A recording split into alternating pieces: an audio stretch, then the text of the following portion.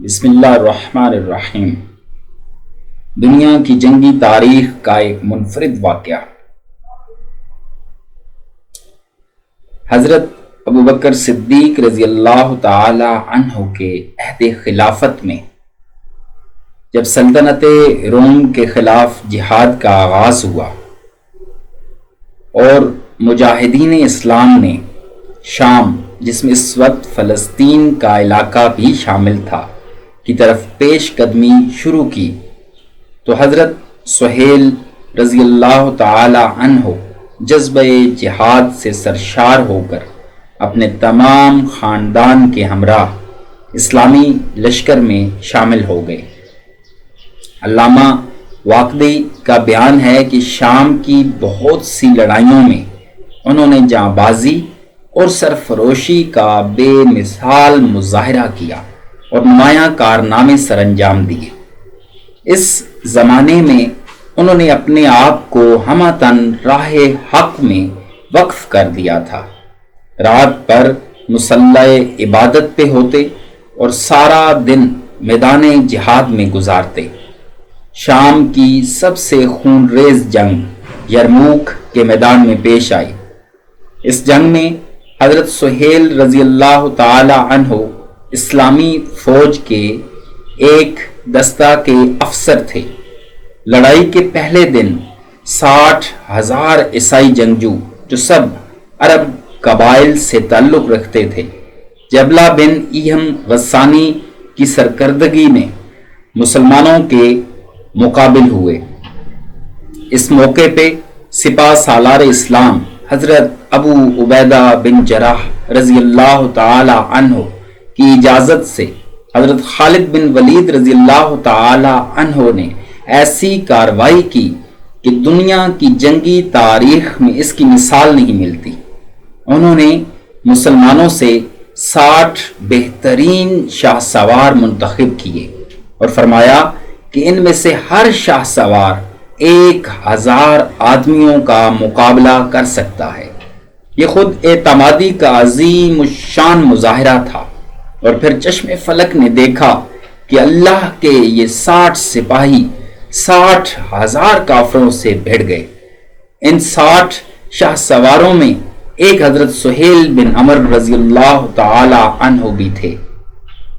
یہ مردان جری رات کا اندھیرا پھیلنے تک جب اللہ کے عرب لشکر سے نبرد آزما رہے۔ اس مارکے میں دشمن کے سینکڑوں آدمی کام آئے۔ مسلمانوں کے صرف 10 آدمی شہید اور 5 دشمن کے ہاتھ اسیر ہو گئے۔ حافظ ابن عبد البر رحمۃ اللہ علیہ نے استیاب میں لکھا ہے کہ حضرت سہیل رضی اللہ تعالی عنہ نے جنگ یرموک ہی کے ایک مارکے میں جواں مردی و بہادری سے لڑتے ہوئے جام شہادت نوش کیا۔ اس سلسلہ میں انہوں نے جو واقعہ بیان کیا ہے وہ بھی اپنی نوعیت کا منفرد واقعہ ہے۔ لکھتے ہیں کہ حضرت سہیل رضی اللہ تعالی عنہ زخموں سے چور چور ہو کر زمین پر گر گئے۔ اس حالت میں ان کے منہ سے پانی پانی نکلا۔ ایک مسلمان جو زخمیوں کو پانی پلا رہے تھے دوڑ کر ان کے پاس پہنچے اور پانی کا پیالہ ان کے منہ سے لگایا۔ عین اسی وقت قریب پڑے ہوئے ایک اور زخمی نے پانی مانگا۔ سہیل رضی اللہ تعالی عنہ نے ان کی آواز سنی تو بغیر پیے پانی کا پیالہ اپنے لبوں سے ہٹا دیا اور فرمایا کہ پہلے میرے بھائی کو پانی پلاؤ۔ دوسرے زخمی کے پاس پانی لایا گیا تو انہوں نے ایک تیسرے زخمی کی آواز سنی، کوئی ہو تو پانی پلا دے۔ دوسرے صاحب نے بھی پانی کا ایک قطرہ چکھے بغیر فرمایا پہلے میرے بھائی کو پانی پلاؤ۔ اس طرح یکے بعد دیگرے 7 زخمی پانی پانی کرتے دنیا سے رخصت ہو گئے، مگر اپنی پیاس پر دوسروں کی سختی کا خیال کر کے کسی نے بھی پانی نہ چکھا۔ یوں ان شہیدان اثار و وفا نے اخوت اسلامی اور محبت ایمانی کا ایک ایسا عرفہ و اعلیٰ نمونہ پیش کیا کہ تا قیامت مسلمانوں کے لیے مشعل راہ بنا رہے گا۔ بعض دوسری روایتوں میں اس واقعے کے کرداروں میں حضرت سہیل رضی اللہ تعالی عنہ بن عمر کے ساتھ صرف اکرمہ رضی اللہ تعالی عنہ بن ابو جہل اور حارث بن ہشام کے نام لیے گئے ہیں، اور ایک روایت میں حضرت سہیل رضی اللہ تعالی عنہ کی جگہ حضرت عیاش رضی اللہ تعالی عنہ بن ابی ربیعہ کا نام درج ہے۔ اس ایمان افروز واقعے کے 3 کردار ہوں یا 7، ان میں سہیل رضی اللہ تعالی عنہ بن عمر ہوں یا عیاش رضی اللہ تعالی، بہر صورت اس واقعے کی صحت میں کلام نہیں۔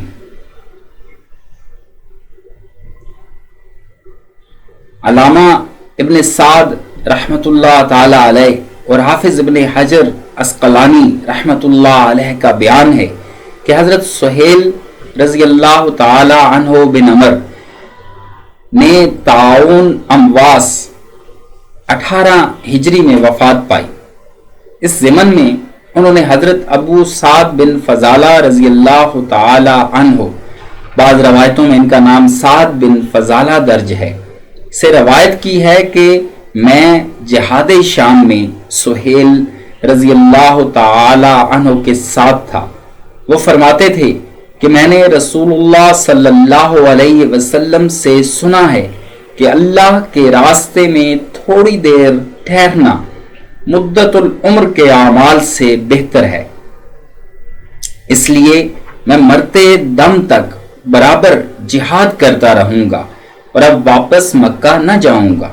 چنانچہ انہوں نے اپنا عہد پورا کیا، طاعون امواس میں بھی میدان جہاد سے نہ ہٹے اور وہیں سفر آخرت اختیار کیا۔